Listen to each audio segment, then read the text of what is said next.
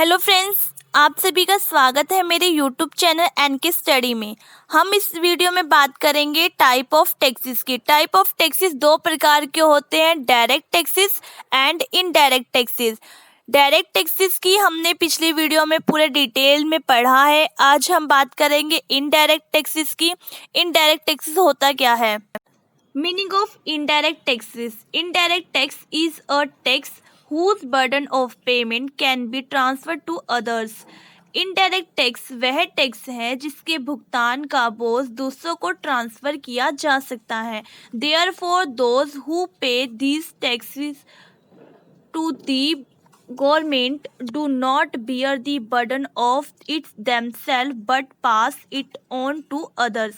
इसीलिए जो गवर्नमेंट को इन टैक्सों का भुगतान करते हैं वे इसका भार स्वयं सहन नहीं करते बल्कि दूसरों पर डाल देते हैं। Thus the tax has an effect on one person and burden on the other.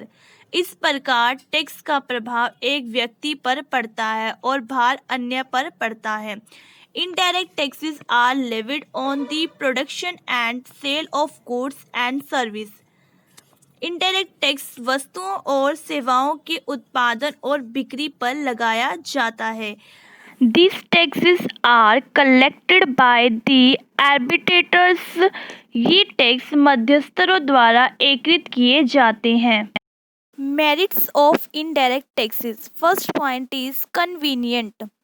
Indirect taxes goods and service के प्रोडक्शन और सेल्स आदि पर लगाए जाते हैं। इन टैक्सेस का भुगतान केवल उसी समय किया जाता है जब एक पर्सन किसी गुड्स एंड सर्विस का आनंद उठाता है या उसे परचेज करता है।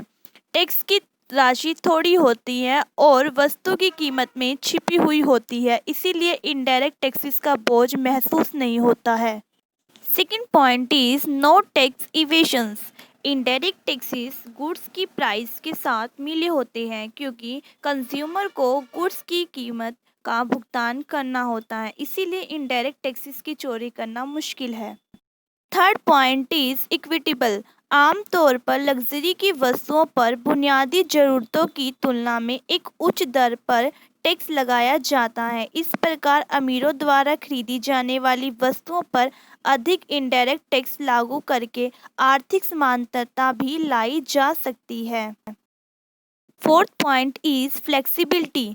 इनडायरेक्ट टैक्सेस में स्टेट की ज़रूरतों के हिसाब से परिवर्तन किया जा सकता है। यदि यह ज़रूरी लगता है तो गवर्नमेंट अपने रेवेन्यू को बढ़ाने के लिए इन टैक्सेस को बढ़ा सकती है। समृद्धि के समय में इनडायरेक्ट टैक्सेस को भारी रेवेन्यू प्रदान करते हैं। Fifth point is wide coverage. Indirect taxes का क्षेत्र या दायरा व्यापक है। अधिकांश वस्तुएं या सेवाएं अप्रत्यक्ष करों के अधीन है। Demerits of indirect taxes. First point is uncertain. State in taxes से प्राप्त होने वाली राशि का निश्चित अनुमान नहीं लगा सकते हैं क्योंकि टैक्स लगाने से गुड्स की कीमत में वृद्धि तथा मांग में गिरावट होगी। अंत इन टैक्सेस में कितना रिवेन्यू प्राप्त होगा उसका अनुमान लगाना कठिन है। Second point is high cost of collection.